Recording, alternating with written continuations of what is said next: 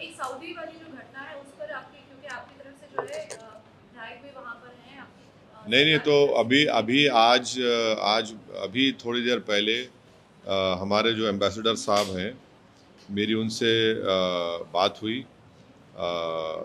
और वो लोग वो मुझे ये बताए कि एम्बेसडर सोहेल एजाज़ खां साहब मुझे अभी बात किए, मैं उनसे बात किया, वो बताए कि वो ख़ुद मदीने में हैं और पूरा कोऑर्डिनेट कर रहे मिनिस्टर अज़हरुद्दीन साहब के साथ, और हमारे एमएलए माजिद हुसैन भी वहाँ पर हैं उनके साथ, और वो सऊदी अथॉरिटीज़ से वो पूरा कोऑर्डिनेट करके कोऑपरेशन करके, और भी यहाँ के जो विक्टिम के फैमिलीज़ है वो अब दोपहर में पहुँचने वाले हैं मदीने को।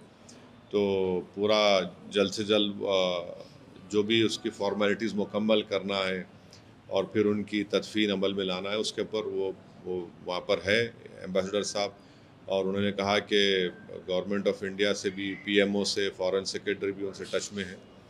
तो बड़ा बड़ा ही अफसोसनाक और दर्दनाक एक वाक़या हुआ कि 45 लोगों की मौत हो गई। एक ख़ानदान के 18 लोग, किसी ख़ानदान के 6 लोग। अल्लाह उनकी मग़फ़रत करे और अल्लाह उनके ख़ानदान वालों को सब्र दे।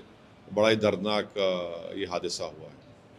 बिहार की अगर हम बात करते हैं कि अब मुख्यमंत्री वापस जो है शपथ ले रहे हैं और आपकी भी जनसभाएं हुई है, क्या उम्मीद है, क्योंकि टीम वैसे ही लगभग दिख रही है मुझे नहीं मालूम, वो पार्टी का काम है। लेकिन अब आप एक्टिव हो रहे हैं बिहार की पॉलिटिक्स में भी, तो फिर जाहिर तौर पर नहीं नहीं, अब देखिए, गवर्नमेंट बनाना है, गवर्नमेंट बनाएंगे वो लोग। तो गवर्नमेंट को, उनके पास मेजॉरिटी है, तब वो कैसे बनाएंगे, क्या बनाएंगे, वो उनका उनका फैसला है। मैं क्या उस पर बोलूँगा उस पर। आपका रोल कैसे रहने वाला नहीं, है हम इसमें लोग हम लोग तो पॉलिटिक्स में? मेहनत करेंगे। हम लोग तो सीमांचल की जनता ने, अल्लाह सुब्हाना व तआला ने हमको उनके ज़रिए से बड़ी इज़्ज़तों से नवाजा, बड़ी कामयाबी हमारी हुई। हम अपनी पार्टी को मजबूत करेंगे और यकीनन एक बहुत बड़ी जिम्मेदारी हमारे स्टेट प्रेसिडेंट अख्तर अली मान पर भी आती है कि वो इस सबको साथ लेकर, और पूरे एमएलएज़ की भी एक बहुत बड़ी जिम्मेदारी है कि हम लोग जो वादा किए उसको पूरा करने की पूरी कोशिश करें और सीमांचल से नाइंसाफ़ी को रोकें और पार्टी को मजबूत करें,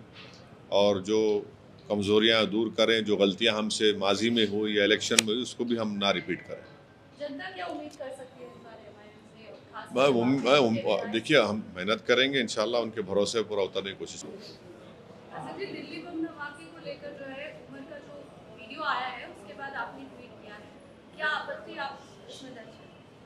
देखिए, ये जो वीडियो मीडिया के ज़रिए से सारी दुनिया को मालूम हो रहा है, एक अनडेटेड वीडियो है जिसमें जो दिल्ली ब्लास्ट का एक्यूज़ है, वो अपने इस वीडियो में कह रहा है कि ये सुसाइड बॉम्बिंग मार्टियरडम, अंग्रेज़ी का लफ्ज़ माने शहीद का दर्जा मिलता है, और दूसरा उसने कहा कि मिसअंडरस्टूड, गलतफहमी।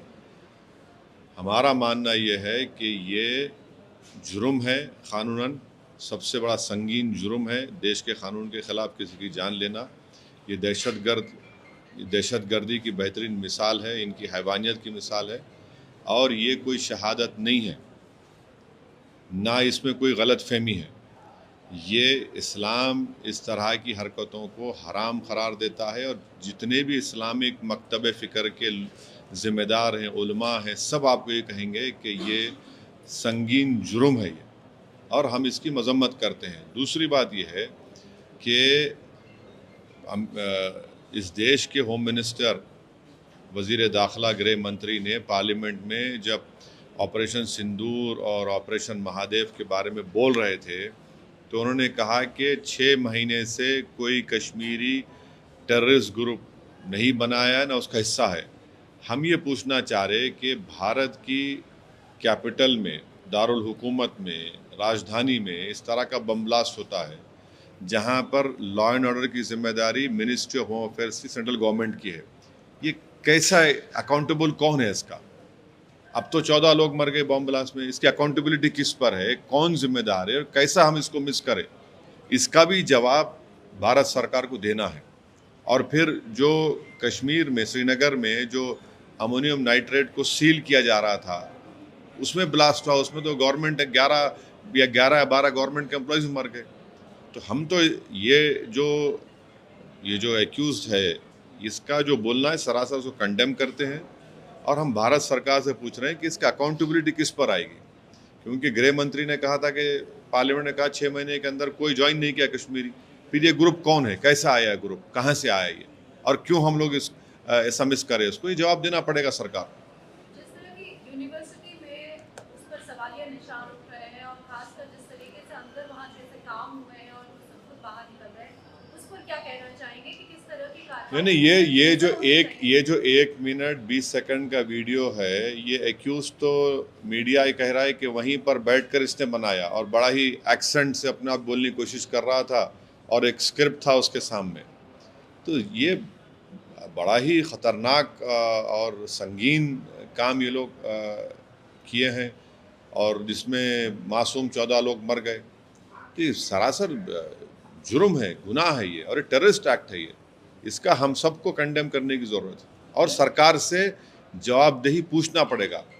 अकाउंटेबिलिटी किस पर आएगी? देखिए, दिल्ली देश की राजधानी है, और कहाँ पर फेलियर हुआ, कौन जिम्मेदार है, ये सब चीज़ों का जवाब सरकार को देना पड़ेगा। यूनिवर्सिटीज के ऊपर जो है अब जिस तरीके से ये मामला सामने आया और यूनिवर्सिटी के ऊपर अब सवाल उठ रहे हैं, तो क्या कहना चाहेंगे? अब तो इंक्वायरी चल रही है ना, मैं कैसा कहूँगा, इंक्वायरी चल रही है, मगर ये पूरा ग्रुप था जिसमें 4 या 5 लोगों की 4 लोगों की तो हाँ 4 लोगों की गिरफ्तारी हुई है, और भी तहक़ीक़ात। मुझे यकीन है कि ये गवर्नमेंट को इसकी तह तक जाना चाहिए, और जो इस तरह की हरकत करना चाह रहे हैं, और बड़ा ही ख़तरनाक और बड़ा ही कॉन्स्पिरेसी और पूरी प्लानिंग के साथ इतने बड़ी तादाद में अमोनियम नाइट्रेट को लेना, फिर उसको एम्फो बनाना, ये कैसा ये लोग स्लिप हुए गवर्नमेंट के रडार से। तो ये तो यकीनन ये एक सुसाइड बॉम्बिंग थी। और आपको याद होगा जब ये ब्लास्ट हुआ था, मैं ट्वीट किया था, एक्स पे डाला था मैं, और मैं कह रहा था कि ये मालूम करो आप कौन है। उस वक्त बहुत से लोग मुझसे शिकायत भी कह रहे, आपको कैसे मालूम, आप क्यों कर रहे, आपको रुकना चाहिए था। मगर वो बता रहा था ये कि वो लोग सुसाइड करने के लिए वहाँ पर गए, और पूरा तैयारी से गए, और फिर वहाँ पर 14 मासूम लोगों की, भारत के नागरिकों की मौत हुई। और यकीनन इस टेररिस्ट जो ये हरकत हुई है, इसके पूरी उंगलियां पाकिस्तान के ISI और पाकिस्तान के दहशतगर्द तंजीम तरफ जाते हैं। इंटेलिजेंस का जो काम है उसको कैसे देख रहे हैं आप? तो ये तो सरकार जवाब देना है ना। दिल्ली में सिक्योरिटी पुलिस तो सेंट्रल गवर्नमेंट के पास है, तो देश के प्रधानमंत्री को इसके ऊपर जवाब देने का है। कैसे देखें इसे कि फरीदाबाद में जो पहले पकड़ा गया और उसके बाद ये हादसा हुआ है, तो इसको कैसे देखें? नहीं, कैसा देखेंगे, नहीं आपको दिखा क्यों नहीं? इतना ये वीडियो खुद ये जो एक्यूज का वीडियो है, जो सुसाइड बॉम्बिंग अपनी गाड़ी से किया, ये तो 6-7 महीने पुराना है।